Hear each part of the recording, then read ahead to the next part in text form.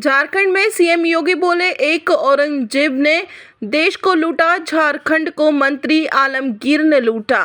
झारखंड के कोडरमा में एक चुनावी सभा को संबोधित करते हुए योगी आदित्यनाथ ने दावा किया कि कांग्रेस ने लंबे समय तक देश पर शासन किया, लेकिन गरीबों के लिए कोई योजना लागू नहीं की। जनसभा को संबोधित करते हुए सीएम योगी ने कहा कि अकेले कोडरमा से एक नहीं, चार महानुभावों ने अपना बलिदान देकर इस देश को ब्रिटिश हुकूमत से मुक्त कराने के लिए अपना योगदान दिया था। लेकिन आज झारखंड में क्या हो रहा है? एक आलमगीर आलम थे औरंगजेब। अपने औरंगजेब ने देश को लूटा था, देश के पवित्र मंदिरों को नष्ट किया था। और दूसरा, झारखंड मुक्ति मोर्चा का भी एक मंत्री आलमगीर थे, जिसके घरों में नोटों की गाड़ियां मिली। लूट का इससे घटिया स्तर और कोई नहीं हो सकता।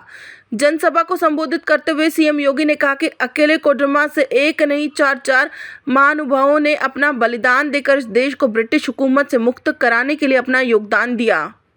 तो वहीं उन्होंने कहा कि ये चुनाव उसी विकास के नाम पर जिन लोगों ने आपको छला है, उसको जवाब देने का एक अवसर भी है।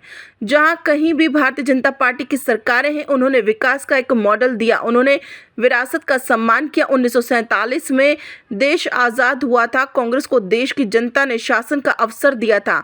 अब लंबे समय तक कांग्रेस ने शासन किया था, लेकिन क्या कभी गरीबों के लिए ईमानदारी से कोई योजना चलाई? सीएम योगी ने आगे कहा कि मोदी जी अब 2014 से प्रधानमंत्री बने थे, तब मीडिया ने उनसे पूछा था कि आपका एजेंडा क्या होगा, तो मोदी जी ने एक लाइन में कहा था, सबका साथ सबका विकास। जाति, मत और मजहब के आधार पर नहीं, क्षेत्र और भाषा के आधार पर नहीं, बल्कि हर गांव, हर नगर, गरीब, नौजवान, महिलाएं, सबका विकास होगा। तो वहीं पाकिस्तान के भारत का नाम सुनकर ही कपकपी शुरू हो जाती है। उन्होंने कहा कि देश की सुरक्षा के साथ कोई भी समझौता नहीं होगा। कांग्रेस की सरकार थी तब चीन हमारे अंदर घुसता था। आज चीन की सेना पीछे हट रही है और हमारी सेना वहां गश्त कर रही है। पाकिस्तान में तो भारत का नाम सुनकर ही कपकपी शुरू हो जाती है। पाकिस्तान की जब कहीं सुनवाई नहीं होती तो यूएन से कहता है, उसको सपने आते हैं, भारत हम पर कभी न हमला कर देगा, हमारी रक्षा करो, जान बचाओ। खबर सूत्र के लिए झारखंड से ब्यूरो रिपोर्ट। हमारा ये झारखंड कोडरमा प्राकृतिक संसाधनों से भरपूर है। धरती आबा भगवान बिरसा मुंडा की पावन धरा है, शहीदों की धरा है। देश की आजादी के लिए अकेले कोडरमा से एक नहीं, चार हुतात्माओं ने अपना बलिदान दे करके इस देश को ब्रिटिश हुकूमत से मुक्त करने के लिए अपना योगदान दिया था। लेकिन आज क्या हो रहा है झारखंड में? मैं देख रहा था, एक आलमगीर आलम थे औरंगजेब, देश को लूटा था उसने,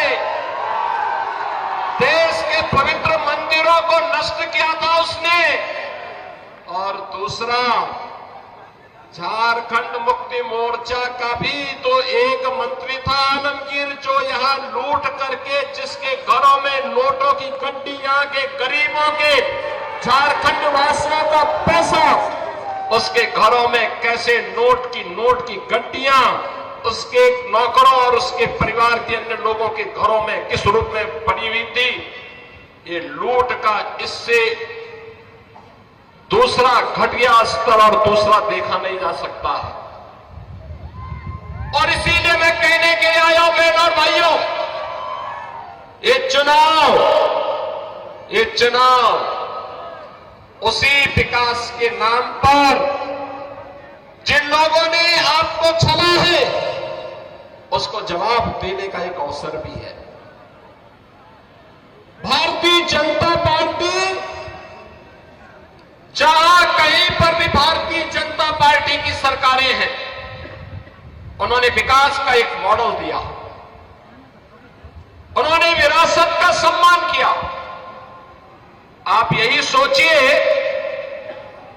1947 में देश आजाद हुआ था, कांग्रेस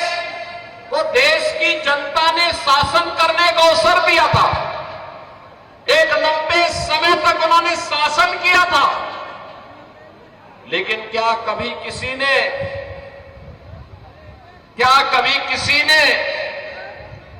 गरीबों के लिए ईमानदारी से कोई योजना चलाई? बहनों और भाइयों, मोदी जी जब 2014 में प्रधानमंत्री बने थे, मीडिया ने उनसे पूछा था कि प्रधानमंत्री बनने के बाद आपका एजेंडा क्या होगा? मोदी जी ने कहा, एक लाइन में उन्होंने कहा था, सबका साथ और सबका विकास।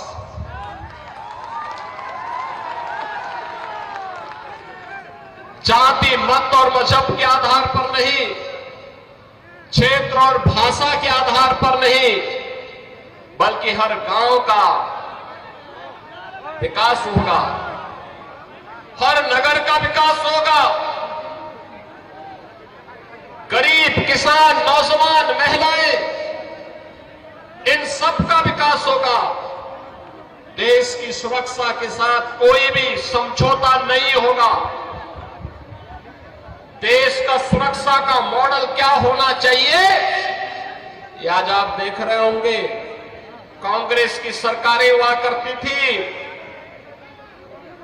तब चीन हमारे देश के अंदर घुसता था, और आज आप देख रहे होंगे, समाचार रोज पढ़ रहे होंगे, आज चीन की सेनाएं पीछे हट रही हैं और वहां पर भारत की सेना गश्त कर रही है।